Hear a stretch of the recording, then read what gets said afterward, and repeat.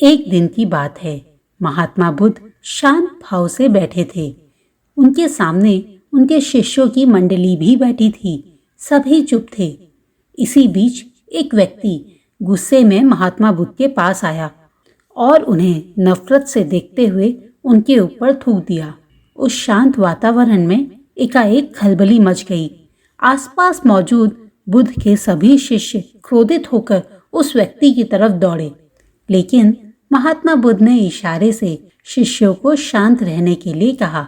मगर शिष्य महात्मा बुद्ध जैसे महान व्यक्तित्व के साथ इस तरह के अपमानजनक व्यवहार को पचा नहीं पा रहे थे।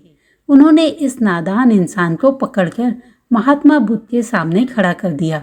महात्मा बुद्ध ने अपने शिष्यों को शांत और नियंत्रित होने का आदेश दिया और उस व्यक्ति को देखते रहे। उनके चेहरे के भाव में कोई परिवर्तन नहीं था। कुछ पलों के बाद उन्होंने उस गुस्सैल व्यक्ति से बड़े प्यार से पूछा, आपको और कुछ कहना है?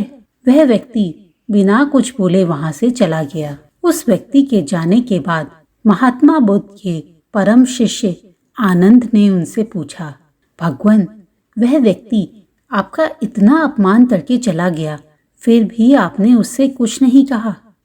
महात्मा बुद्ध कुछ न बोले, सिर्फ मौन रहे। अगले दिन सुबह सुबह वही व्यक्ति फिर महात्मा बुद्ध के पास आया और उनके चरणों में गिर गया। उसकी आंखों से आंसू की धारा बह रही थी। महात्मा बुद्ध ने पास खड़े आनंद को देखा और कहा, देखा आनंद, कल भी इस व्यक्ति को शब्द नहीं मिल रहे थे और आज भी इसकी वही अवस्था है, पर अब ना तो यह कल वाला आदमी रह गया है और ना ही मैं वह व्यक्ति। हमें ऐसी स्थिति में गुस्से या क्रोध से काम नहीं लेना चाहिए, बल्कि माहौल के शांत होने का इंतजार करना चाहिए।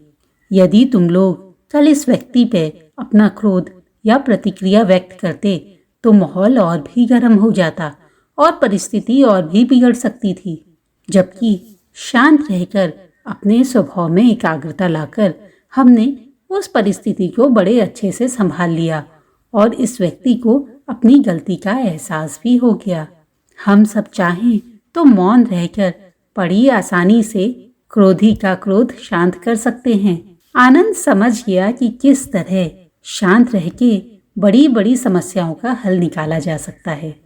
दोस्तों, ये कहानी आपको कैसी लगी मुझे ज़रूर बताइएगा। जल्दी ही मिलती हूँ एक और रोचक कहानी के साथ।